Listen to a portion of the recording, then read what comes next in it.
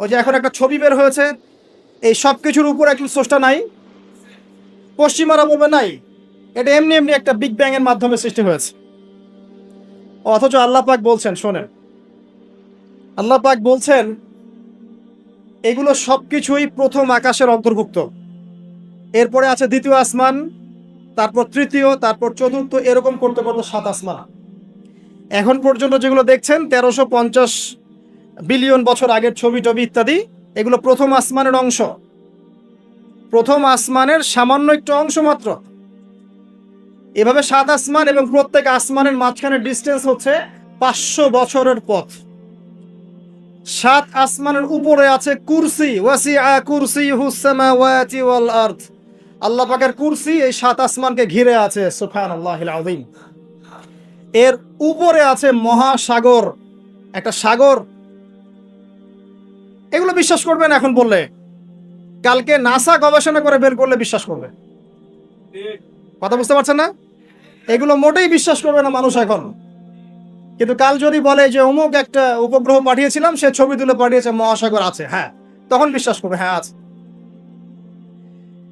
প্রাণের অস্তিত্ব খুঁজে বেড়াচ্ছে মহাকাশে। আল্লাহ পাক আগেই বলেছেন অসংখ্য প্রাণ আছে মহাবিশ্বে, কিন্তু কোরআন বিশ্বাস করবে না। এভাবে ঘুরতে ঘুরতে যখন জান্নাতের দেখা পাবে, পাবে না, যদি পায় আর কি, তখন মানুষকে বলবে একটা গ্রহের সন্ধান পেয়েছি, গ্রহের মধ্যে হুর পড়ি আছে, যাদের ওড়না দিয়ে এমন সুগন্ধ বের হয়, যার ওড়নার কোনা যদি পৃথিবীতে নামিয়ে দেওয়া হতো, তাহলে সারা পৃথিবী সুগন্ধে ভরে যেত। তখন মানুষ বিশ্বাস করবে, হ্যাঁ আছে। যদি ওরা বলে জাহান্নাম বলতে কিছু আছে, যেখানে আযাব দেওয়া হয়, শাস্তি দেওয়া হয়, 19 জন বড় বড় ফেরেশতা আছেন, তখন এই বিশ্ববাসী বিশ্বাস করবে, হ্যাঁ আছে। আর ওরা যখন কিছু বিশ্বাস করে, তখন সারা বিশ্বকে বিশ্বাস করাতে বাধ্য করে। ওরা বলছে করোনা করোনা, তখন সবাই বলছে হ্যাঁ করোনা করোনা। ওরা বলছে অমিক্রন অমিক্রন, এখন সবাই বলছে অমিক্রন অমিক্রন। তারপরে এগুলো বন্ধ, এবার রাশিয়া ইউক্রেন, রাশিয়া ইউক্রেন, এবার রাশিয়া ইউক্রেন, রাশিয়া ইউক্রেন। করোনার কথা মানুষ কিন্তু কিছুদিন আগে ভুলে গিয়েছিল। মাঝে মাঝে আমার মনে করায় দেয়, আজকে এতজন মৃত্যুবরণ করেছে, আজকে এতজন আক্রান্ত, যাতে আপনি ভুলে না যান। পুরা মাইন্ড প্রোগ্রামিং, আপনার মাথা আমার মাথা প্রোগ্রামিং। তার কিছুদিন আগে ক্ষেপণাস্ত্র ক্ষেপণাস্ত্র, উত্তর কোরিয়া ক্ষেপণাস্ত্র দিচ্ছে, ক্ষেপণাস্ত্র ক্ষেপণাস্ত্র, মানে এক এক সময় এক একটা দিয়ে মানুষকে ব্যস্ত রাখা। এখন ব্যস্ত রাখছে এই যে 1350 বিলিয়ন বছর আগের ছবি, ব্যস্ত থাকো এখন, এটা নিয়ে নাচো আর গাও। কয়েক মাস যাক, এই ফাঁকে তারা কিছু কাজ করবে। মানে আমি আমার এই ছোট ভাইকে বললাম আজকে আসতে আসতে, বিষয়টা এরকম, আমাদের বাসায় ছোট বাচ্চা আছে না, অনেক সময় ছোট বাচ্চারা অনেক জ্বালায় না, জ্বালায়, খুব জ্বালায়, মানে ঘ্যান ঘ্যান প্যান প্যান শুরু করে। তখন আমরা কি করি, বাধ্য হয়ে অনেক সময় দেখা যায় বাবা স্মার্টফোনটা নে, এই কার্টুনটা দেখ। আচ্ছা ঠিক আছে, আচ্ছা কার্টুন দেখতে বসে গেল, ও 1 ঘন্টা কার্টুন দেখছে। এই 1 ঘন্টা কিন্তু সে আর আপনাকে ডিস্টার্ব করবে না, আপনি রিল্যাক্সে আপনি কাজ করতে পারবেন।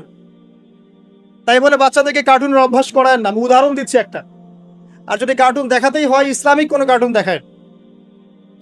তো ওয়ার্ল্ড যারা নিয়ন্ত্রণ করে, তারা বিশ্ববাসীর সাথে এরকম গেম খেলছে, এরকম কিছু প্রযুক্তি, এরকম কিছু মানে প্রলোভন বা আপগ্রেডেড কোনো ফিচার, এন্টারটেইনমেন্ট আপনার সামনে দিয়ে দিয়েছে, এগুলো নিয়ে আমরা ব্যস্ত। এরকম ইস্যুগুলো দিয়ে দেয়, এগুলো নিয়ে আমরা ব্যস্ত। ওরা ওদের কাজ ঠিকই করছে, আসছে, এগোচ্ছে, আমরা একটা একটা করে ইস্যু নিয়ে ব্যস্ত থাকি। যাই হোক, অনেক ভিতরে চলে যাচ্ছি। তো যেটা বলছিলাম, যে এই 7টা আসমানের উপরে আছে কুরসি, তার উপরে মহাসাগর, তার উপরে আছে আরশে আজিম। যে আরশে আজিমের 8টা খুঁটি আছে। কয়টা খুঁটি? 8টা খুঁটি ধরে আছেন মাত্র 8 জন ফেরেশতা। সূরা হাক্কার মধ্যে এটা আছে। কোন সূরা? হাক্কা। এই 8 জন ফেরেশতা এটাকে বহন করে কিয়ামতের দিন নিয়ে আসবেন। সুবহানাল্লাহ। তাদের শক্তি চিন্তা করেন।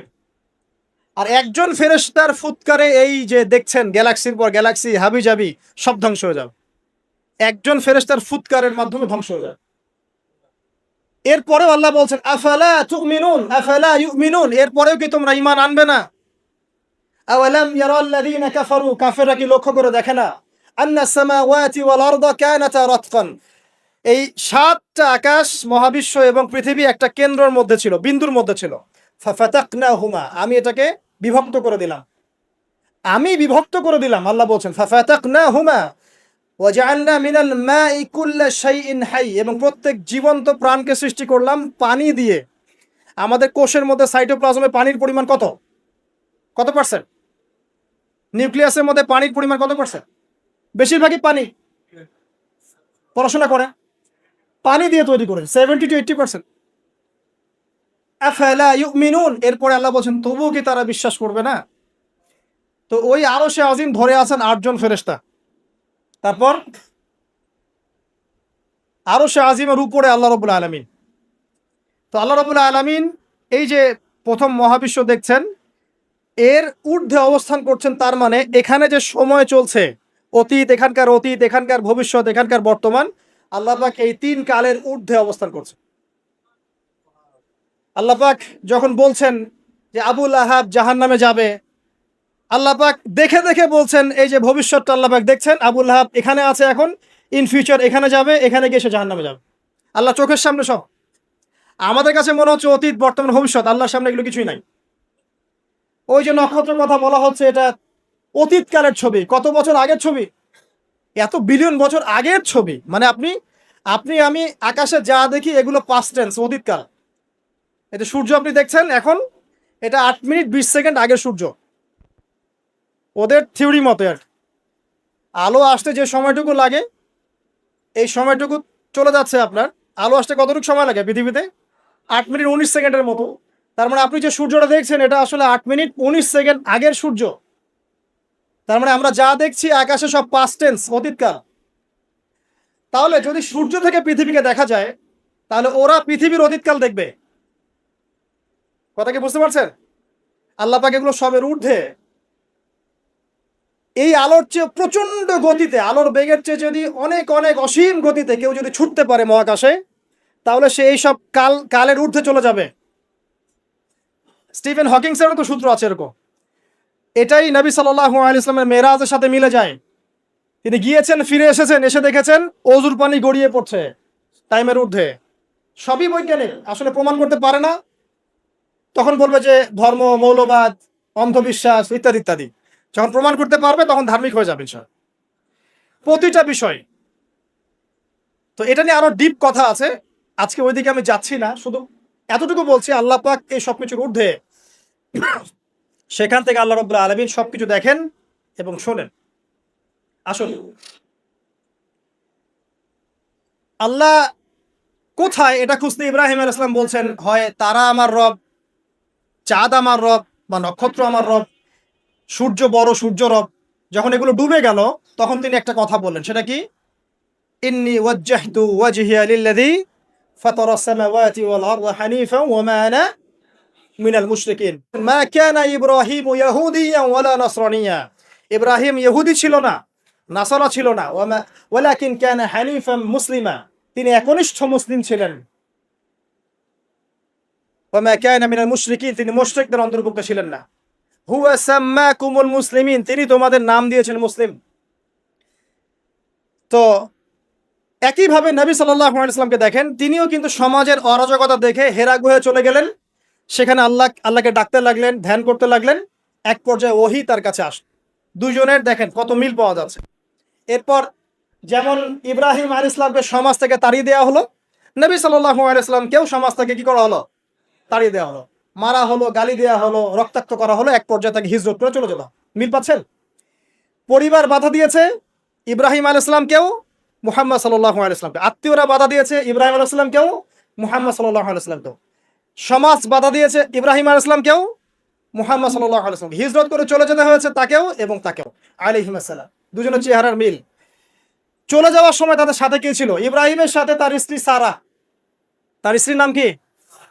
বিশ্বের সবচেয়ে সুন্দরী মহিলা ছিলেন দুজন। কয়জন? দুজন। একজন হাওয়া আলাইহিস সালাম, 2 নাম্বার সারা আলাইহিস সালাম। তাদের মতো সুন্দরী নারী পৃথিবীতে খুব একটা আসেনি।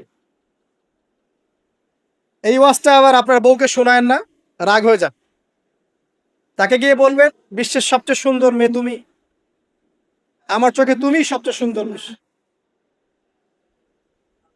যদি কন্ট্রোল করতে চান, খালি প্রশংসা আর প্রশংসা। নিন্দা করতে গেলেই সমস্যা, নিন্দা করতে গেলেই বেঁকে বসে যান। খালি প্রশংসা।